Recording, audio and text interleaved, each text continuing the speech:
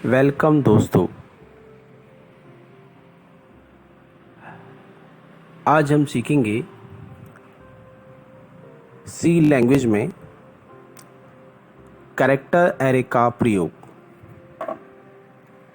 Character array का हम कैसे प्रयोग कर सकते हैं सी लैंग्वेज में।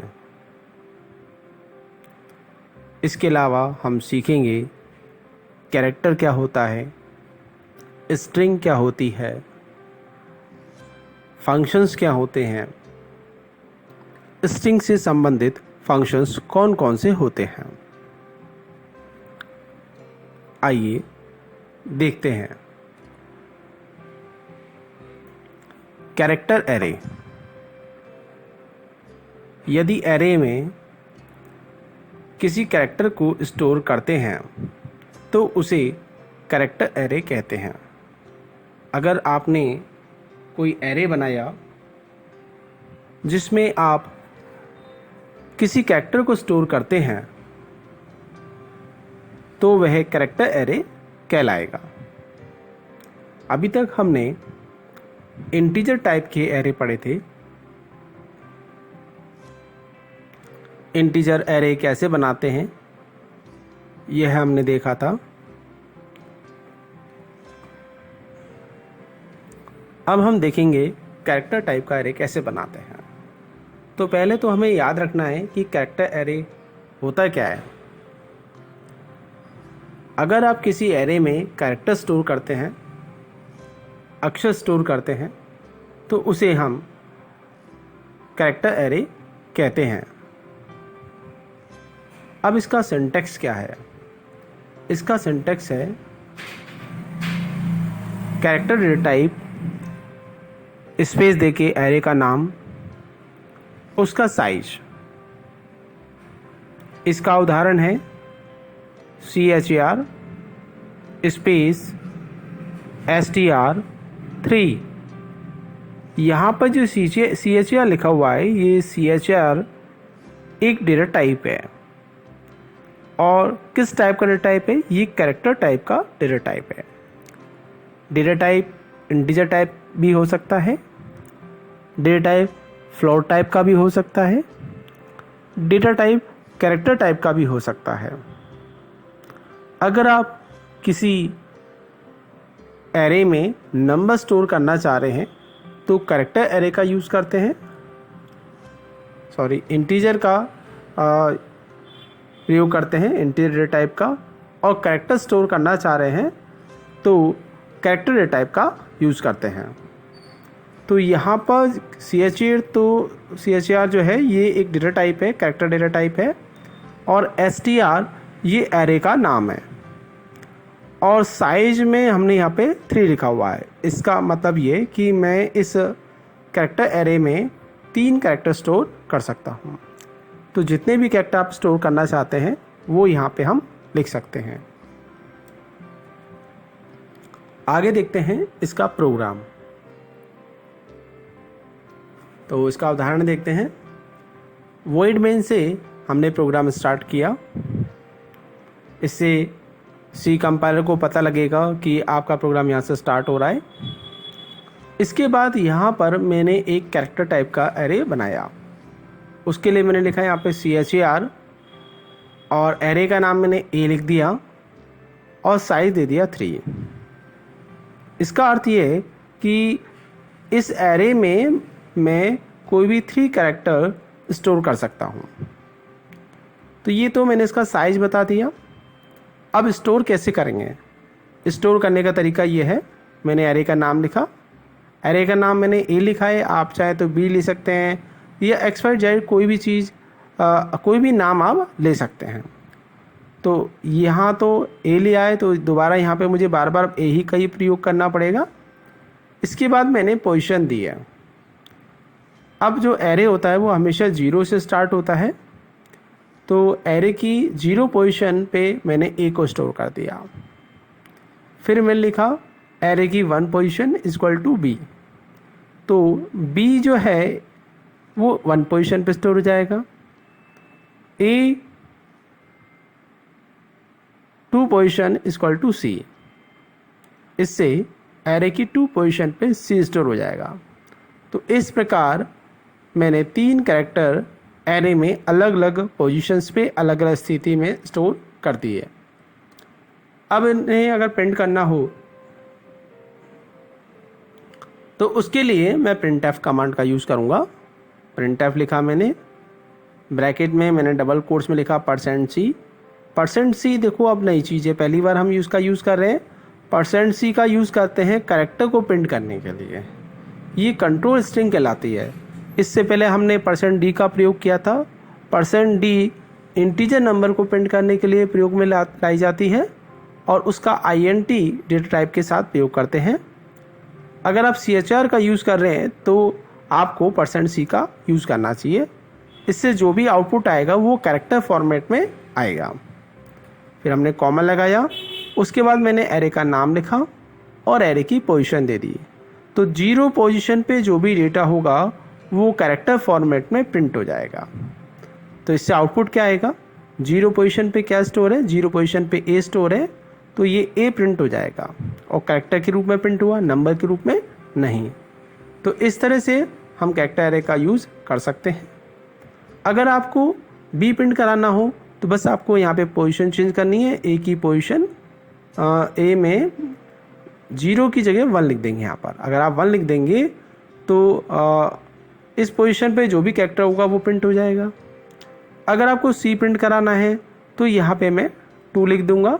अगर आप 2 लिख देंगे तो इस पोजीशन पे जो भी डेटा होगा वो प्रिंट हो जाएगा, यानी सी प्रिंट हो जाएगा। अगर आप चाहें कि एक ही बार में सारे प्रिंट हो जाएं ए बी सी, तब आपको %c की जगह %s का यूज़ करना पड़ेगा। अगर आप यहाँ c की जगह s लगाएंगे तो एक ही बार में ए बी सी तीनों प्रिंट हो जाएंगे, हमें बार बार printf का प्रयोग नहीं करना पड़ेगा। तो इस तरह से हम कैरेक्टर एरे का प्रयोग करते हैं। आगे देखते हैं स्ट्रिंग। स्ट्रिंग क्या है, किसे हम स्ट्रिंग कहते हैं? एक से अधिक कैरेक्टर के समूह को स्ट्रिंग कहते हैं। अगर एक से अधिक कैरेक्टर हो तो उसके समूह को हम क्या कहेंगे, स्ट्रिंग। जैसे एम एक कैरेक्टर है और मोहित एक स्ट्रिंग है। एम इसलिए एक कैरेक्टर है क्योंकि यहाँ पर ये सिंगल कैरेक्टर है और यहाँ पर एक से अधिक कैरेक्टर हैं, इसलिए ये स्ट्रिंग है। इसके और उदाहरण दे सकते हैं, जैसे ए एक कैरेक्टर है और अमित स्ट्रिंग है। तो एस के ये सब कैरेक्टर है और हेलो वेलकम ये सब आपकी स्ट्रिंग है। More than 1 character is known as string. एक से अधिक कैरेक्टर जो होते हैं उसे हम स्ट्रिंग कहते हैं। तो आप समझ गए होंगे कि कैरेक्टर क्या होता है। कैरेक्टर एक सिंगल अक्षर होता है और एक से अधिक अगर अक्षर होंगे तो हम उसको स्ट्रिंग बोलेंगे। तो स्ट्रिंग के मीन्स मोर देन 1 कैरेक्टर। अब देखते हैं स्ट्रिंग एरे और उसका एग्जाम्पल। स्ट्रिंग एरे क्या होता है? तो जिस एरे में स्ट्रिंग का प्रयोग होता है उसे स्ट्रिंग एरे कहते हैं। स्ट्रिंग एरे का उदाहरण यहाँ पे दिया हुआ है। वॉइड मेन से हमने प्रोग्राम स्टार्ट किया। CHR STR 6 = मोहित। यहाँ पे देखिए मैंने CHR ये डेटा टाइप है मेरा, STR ये मेरे एरे का नाम है। एरे का नाम तक हमने ए लिखा था, उससे पहले हमने पिछले प्रोग्राम में ARR लिखा था। अब हमने यहाँ पर STR लिखा है। STR हमने क्यों लिखा? मीनिंगफुल बनाने के लिए, जिससे हमें पता लग जाए ये स्ट्रिंग टाइप का एरे है। आप चाहें तो अपने मन से कोई और नाम भी दे सकते हैं। 6 यहाँ पे मैंने साइज लिया है, तो जितने आपको कैरेक्टर स्टोर करने हो उससे एक ज़्यादा हमें साइज लेना चाहिए। तो यहाँ पे मैंने 6 लिया = यहाँ पे मैंने अपना नाम लिख दिया। अब इस लाइन से होगा क्या? इस लाइन से 2 काम होंगे। पहला काम तो होगा कि एक एरे बन जाएगा और दूसरा उसमें ये नाम स्टोर हो जाएगा। अब ये जो नाम है एक पूरा स्ट्रिंग है, ये पूरी स्ट्रिंग एरे में स्टोर हो जाएगी, इसलिए इस तरह के एरे को हम स्ट्रिंग एरे कहेंगे। तो जिस एरे में स्ट्रिंग का प्रयोग होता है उसे हम स्ट्रिंग एरे कहते हैं। इसके बाद CLSCR, ये बिल्ट इन फंक्शन है, इससे स्क्रीन क्लियर हो जाएगी, पिछला जो भी आउटपुट होगा वो क्लियर हो जाएगा। printf, %s और str, इस स्टेटमेंट से str एरे में जो भी स्टोर है वो प्रिंट हो जाएगा। अब str एरे का नाम है, उसमें हमने क्या स्टोर किया था, मोहित वर्ड हमने इसमें स्टोर किया था, तो ये इसको प्रिंट कर देगा।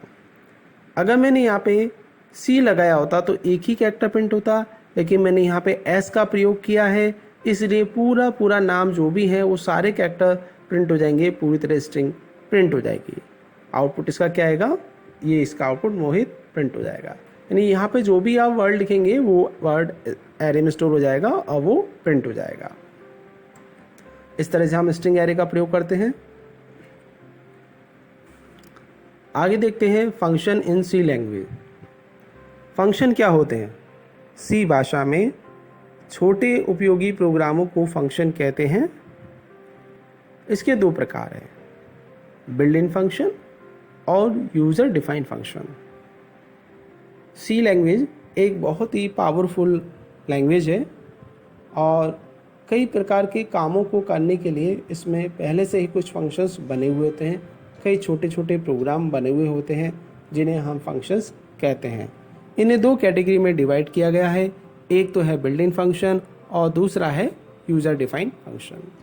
तो फंक्शन के 2 टाइप हैं, हमें याद रखने हैं। अब पहले हम समझ लेते हैं बिल्ट इन फंक्शन क्या होता है। तो सी भाषा में छोटे उपयोगी प्रोग्राम जो पहले से बने हुए होते हैं उन्हें हम बिल्ट इन फंक्शंस कहते हैं। इसके उदाहरण हैं CLRSCR, printf, scanf, getch। तो ये ऐसे प्रोग्राम हैं जो पहले से ही सी लैंग्वेज में बने हुए होते हैं और इनकी पहचान ये है कि जितने भी फंक्शंस होते हैं उनके आगे इस तरह से ब्रैकेट लगे रहते हैं। ठीक है, तो ये सारे जो पैरेंथेसिस में लगे हुए हैं ये सारे फंक्शंस होते हैं। CLR फंक्शन हमने यूज़ किया हुआ है, स्क्रीन को क्लियर करने के काम आता है। printf, ये बिल्ट इन फंक्शन है, ये प्रिंट करने के काम आता है, किसी मैसेज को, किसी वेरिएबल की वैल्यू को प्रिंट करने के लिए यूज़ करते हैं। scanf, रन टाइम में इनपुट लेने के लिए इसका यूज़ करते हैं। getch, ये आउटपुट को रोक के रखता है। ऐसे बहुत सारे built in function C language के अंदर हैं जिन्हें हम धीरे धीरे आगे आने वाले वीडियो में समझेंगे। अगला टॉपिक है स्ट्रिंग फंक्शन। तो स्ट्रिंग फंक्शन जो है ये भी एक बिल्ट इन फंक्शन ही होता है और ये स्ट्रिंग पर कार्य करने के लिए बनाए जाते हैं। तो ये जो फंक्शन है स्ट्रिंग फंक्शन, स्ट्रिंग पर कार्य करते हैं। तो कौन कौन से स्ट्रिंग फंक्शन होते हैं? strcmp, strcpy, strcat, strlen, strcmp, strchr और str। तो ये कुछ फंक्शंस के नाम हैं, हमें इन फंक्शंस के नाम याद रखने पड़ेंगे और ध्यान रखना पड़ेगा ये सभी स्ट्रिंग फंक्शंस होते हैं।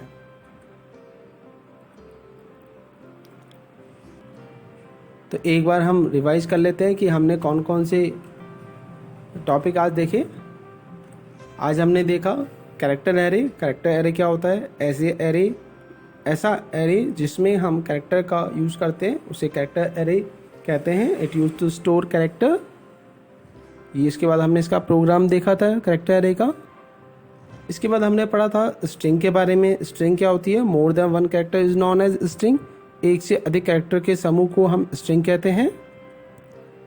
स्ट्रिंग एरे और उसका एग्जाम्पल, ऐसा एरे जिसमें हम स्ट्रिंग का प्रयोग करते हैं या एक से अधिक कैरेक्टर का प्रयोग करते हैं उसको स्ट्रिंग एरे कहते हैं और उसका हमने प्रोग्राम देखा था। इसके बाद हमने पढ़ा फंक्शंस के बारे में कि सी लैंग्वेज में विशिष्ट प्रकार के कार्यों को करने के लिए कई छोटे छोटे प्रोग्राम पहले से बने हुए होते हैं, इन्हें हम फंक्शंस कहते हैं। इसके 2 कैटेगरी हैं, एक होते हैं बिल्ट इन फंक्शन, एक होते हैं user defined function. Built in function की बात करें तो ऐसे फंक्शन जो पहले से ही प्री डिफाइन होते हैं उसे हम बिल्ट इन फंक्शन कहते हैं। इसके उदाहरण है CLR, SCR, printf, scanf, getch, ये सारे बिल्ट इन फंक्शन हैं। अब बिल्ट इन फंक्शंस में ही स्ट्रिंग फंक्शंस आते हैं। स्ट्रिंग फंक्शन वो फंक्शन होते हैं जो स्ट्रिंग एरे पे काम करते हैं, जैसे strcpy, strcat, strlen, ऐसे कई सारे फंक्शंस हैं जिन्हें हम अगले वीडियो में विस्तार पूर्वक समझेंगे कि इनकी डेफिनेशन क्या है, कैसे हम इनको यूज़ में ले सकते हैं, वो सारा हम नेक्स्ट वीडियो में देखेंगे। वीडियो अगर पसंद आया तो प्लीज़ लाइक करें। वीडियो देखने के लिए धन्यवाद। Thank you.